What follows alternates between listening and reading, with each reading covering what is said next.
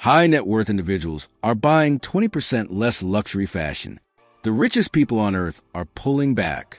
Here's what they're buying instead, and why this changes everything about wealth and status. Hey, welcome back to lIHITRO Bank. My name is Adam.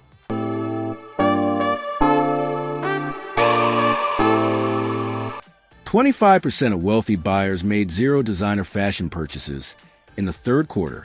Zero. 5 years ago, that number was only 15%. For leather goods, it's even worse. 31% made no purchases, compared to 23% before. Mad Research just dropped these numbers, and luxury brands are panicking. When rich people stop buying Gucci bags, something fundamental has shifted. Watch purchases tell an even crazier story. 44% of wealthy clients made zero watch purchases in Q3. The Patek Nautilus that peaked at $200,000 in 2022, now trading around $100,000. That's a 50% crash. Watch's secondary market prices fell for 13 consecutive quarters. Even Rolex Patek and Audemars Piguet can't escape this. So where's all the money going? Experiences, heritage travel, wellness retreats, longevity trips. The wealthy spend an average of $63,000 on travel, last year up from $44,000. Meanwhile, spending on designer clothes dropped from $49,000 to $30,000. They're literally cutting fashion, spending in half to travel more. The shift from consumer goods to experiential luxury is confirmed according to MAD. Here's what's driving this. 61% of affluent consumers consider the financial system unstable. 30% expect a stock market decline. When you think the system might crash, you don't buy another handbag. You buy experiences that create memories. You invest in your health and longevity. You spend time with family in private villas where nobody else can bother you. This connects to something bigger happening in luxury. The whole quiet luxury trend, it's dying. Billionaires are getting bold again.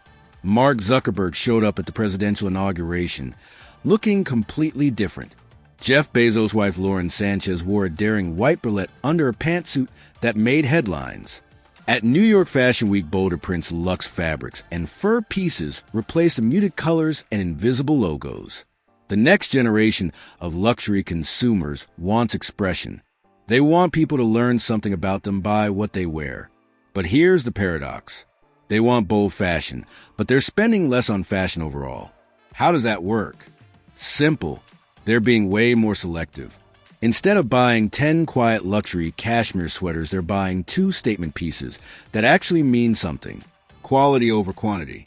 Intentionality over accumulation. The ultra-wealthy are paying premiums for hospitality.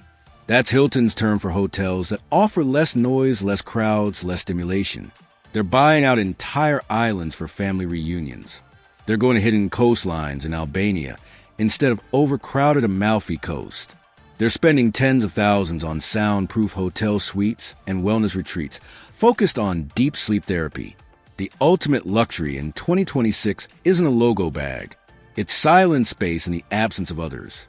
Time has become the new currency, not things. Jeff Bezos lives on a $500 million yacht. That's not about the yacht itself. It's about having a private floating resort where he controls everything. No paparazzi unless he wants them. No crowds. Total freedom. This is what money actually solves now, not needing validation from others. When you buy a Louis Vuitton bag covered in logos, you're seeking external validation. Look at me, I can afford this. But when you're actually wealthy, you don't need strangers to know. You need privacy. You need time. You need experiences that can't be photographed for Instagram. The luxury market is completely bifurcating. There's ultra-luxury for the truly wealthy focused on privacy and experiences. Then there's aspirational luxury for people trying to look wealthy focused on logos and showing off. The gap between these two is getting wider every day. Brands like Hermes and Brunello Cucinelli that serve actual wealthy people are doing fine. Mass luxury brands relying on aspirational buyers are struggling. Bank of America data shows luxury spending declined in the U.S. for 10 straight quarters. But here's what's fascinating. When Americans do spend on luxury, 13% of it happens abroad. The top 5% of households increased international luxury spending by 10.5%. They're flying to Europe or Asia to shop because it feels like an experience, not just a transaction. So what does this mean for you? If you're wealthy, stop buying stuff to impress people. Invest in experiences that genuinely improve your life. Multi-generational travel where you create memories with family. Private wellness retreats that extend your health span. Time and places where you can actually decompress. If you're not wealthy yet stop wasting money trying to look rich. Every dollar spent on designer logos is a dollar not invested in assets that actually build wealth. The truly wealthy figured this out. Material possessions no longer signal status. Time, freedom, and experiences do. The luxury collapse isn't really a collapse. It's a reallocation.